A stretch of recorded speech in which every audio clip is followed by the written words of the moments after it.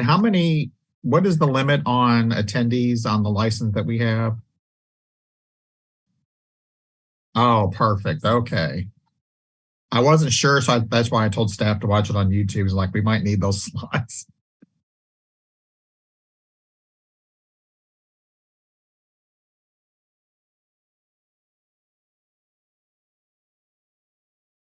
Great.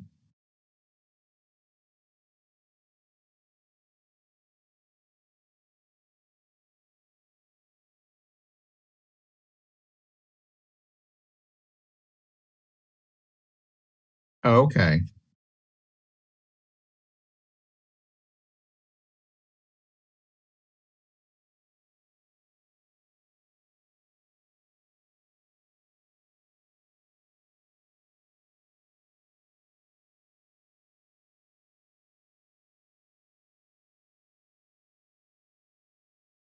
You call who? Oh,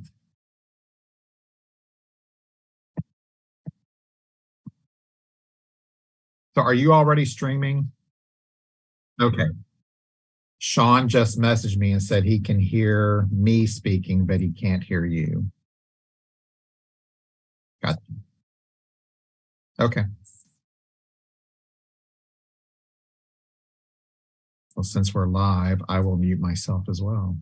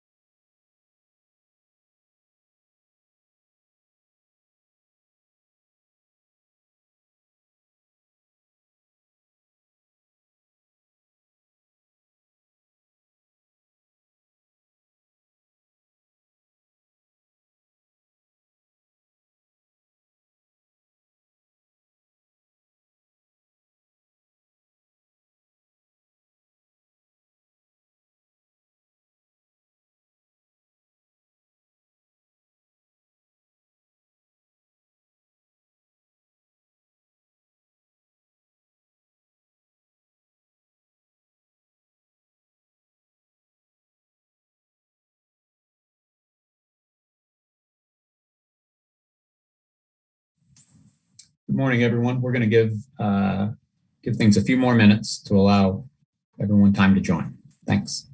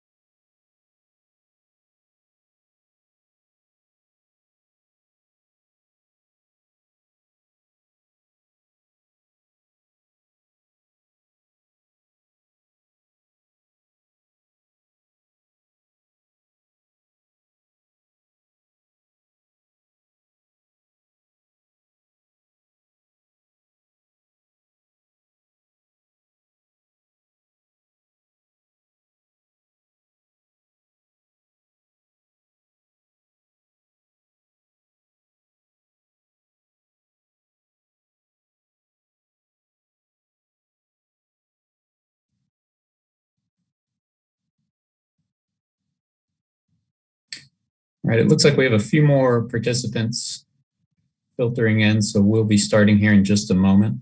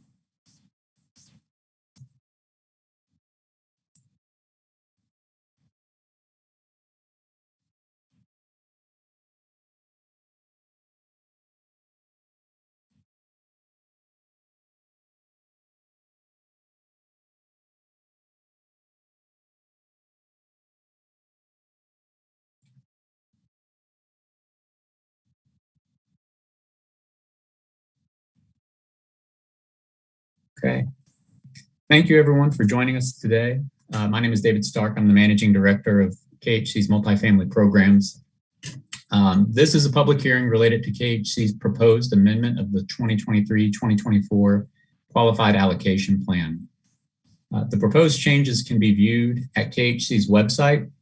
That's at www.kyhousing.org, and it can be found via the following path selections. If you select partners, and then developers, and then multifamily development, and then applications, guidelines, and scoring, you will be able to find these the proposed changes to the 2-year QAP.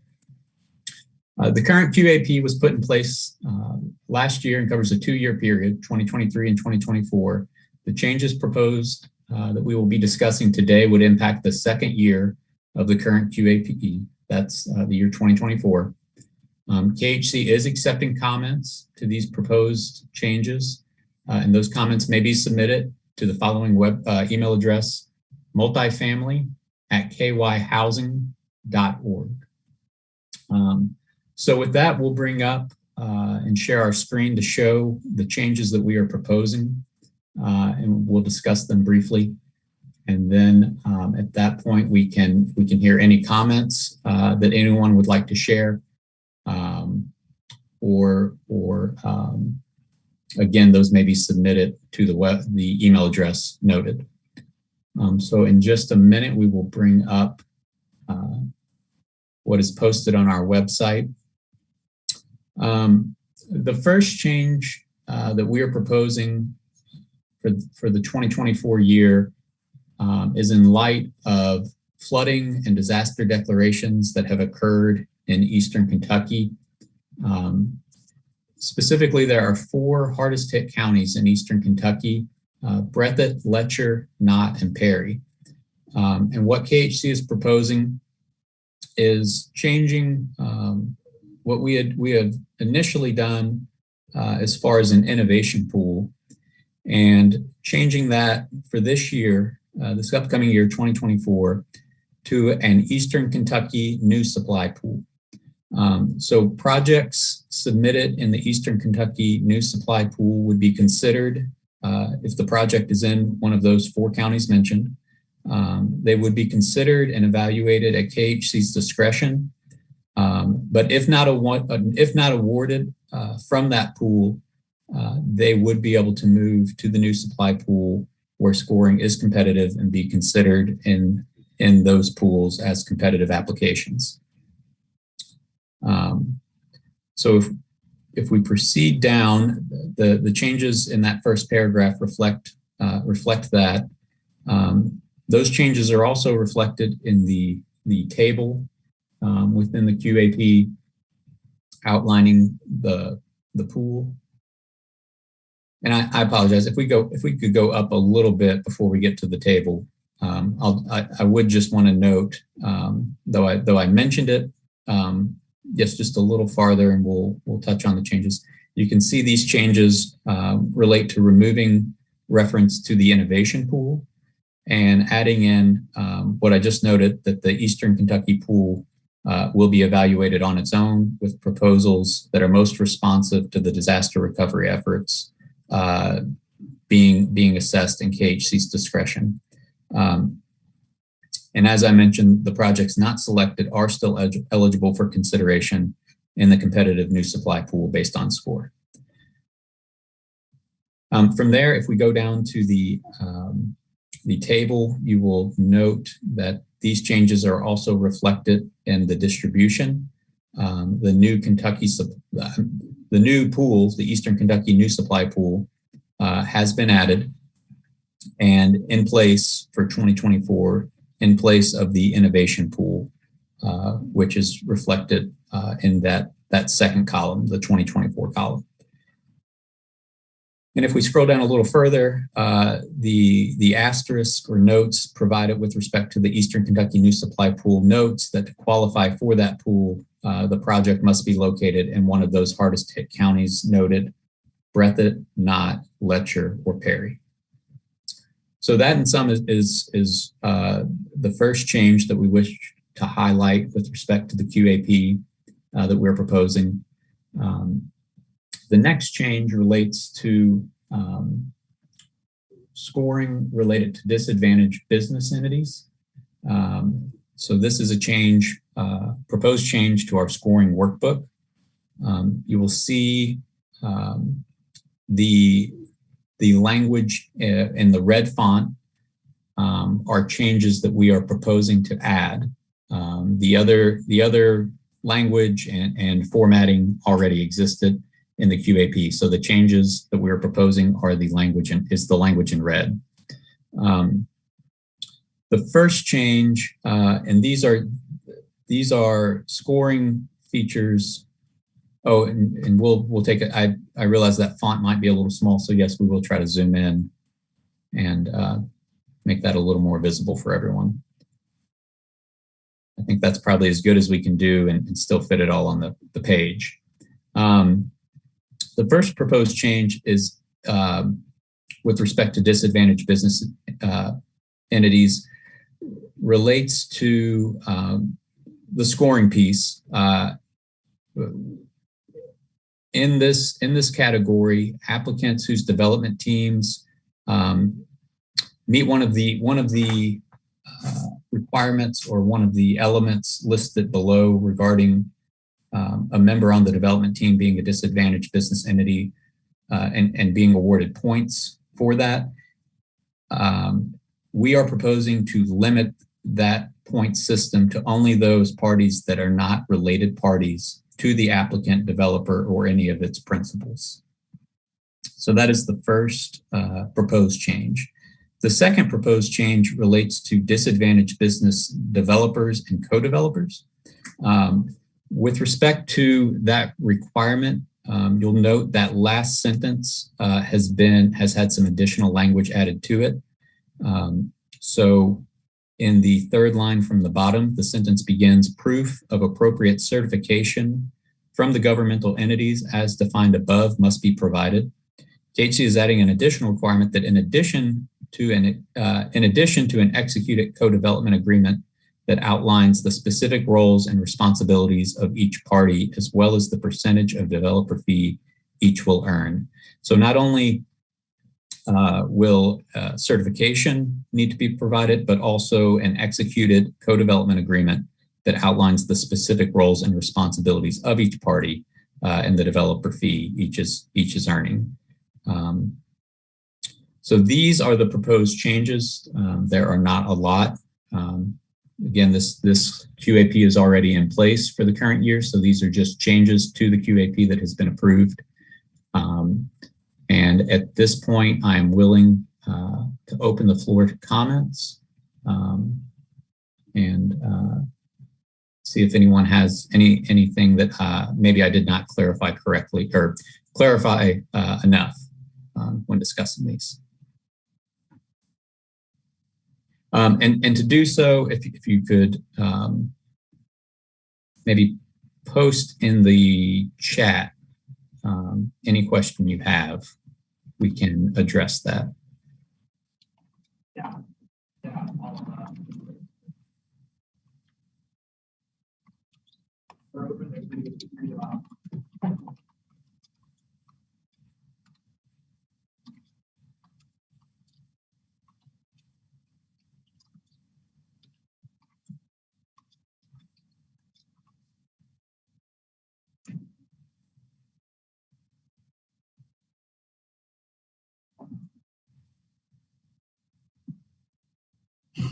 Okay, so it looks like we've received a question. When we say scoring, does that relate to 9% applications or does it apply to 4% applications as well? So this is the QAP scorecard for the 9% application round.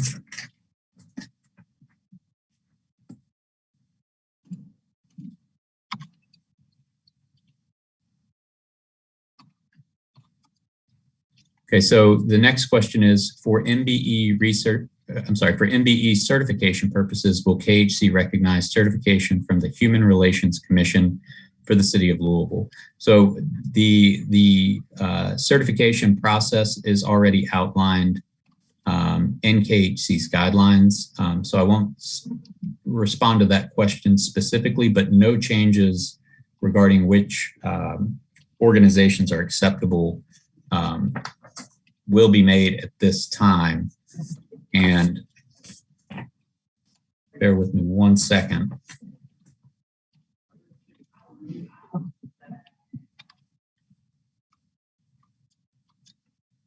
The organizations are listed currently on that page that's visible on the shared screen, and so no changes are being made to that.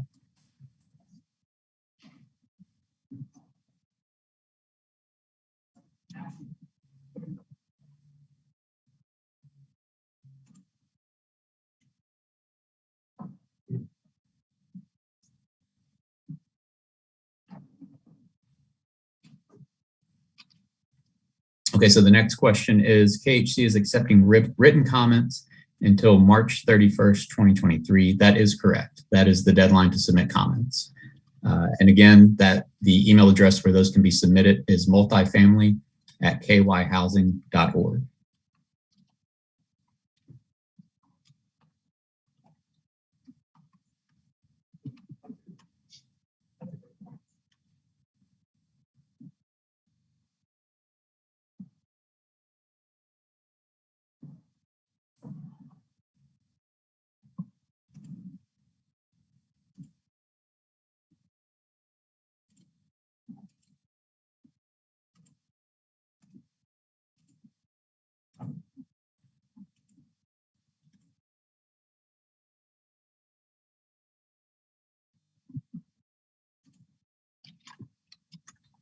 right. Well, I will hang on just a few more seconds to see if anyone has any questions. If you do and you're having trouble typing it in, please feel free to type in quickly and let us know that you're working on one. Okay, we do have a couple more that have come in. Will this presentation be available on KHC's website? The recording of this presentation will not be available, but the QAP itself is available for review. The next question, for those MBEs that were awarded in last year's rounds, will there be exceptions for the IRS requirement for additional funding? Given the specificity of that question, we will take that into consideration, or that could be really that can be submitted separately, and we can address that if we need to.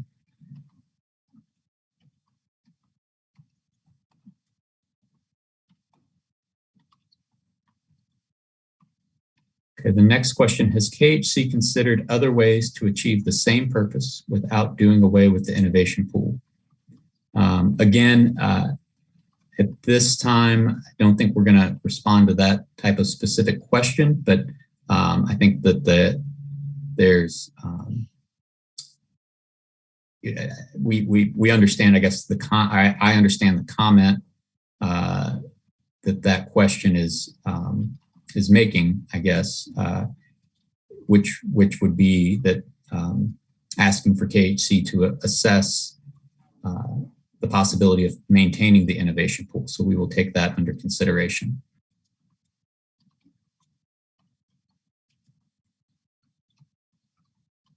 Okay, and so I apologize. Earlier I noted that the recording would not be available on our website. It will be available on KHC's YouTube channel. The next question, it looks like for cities like Louisville, doing away with the innovation pool essentially kills all deals in Louisville due to the current scoring criteria. So we will take that comment into consideration. Thank you.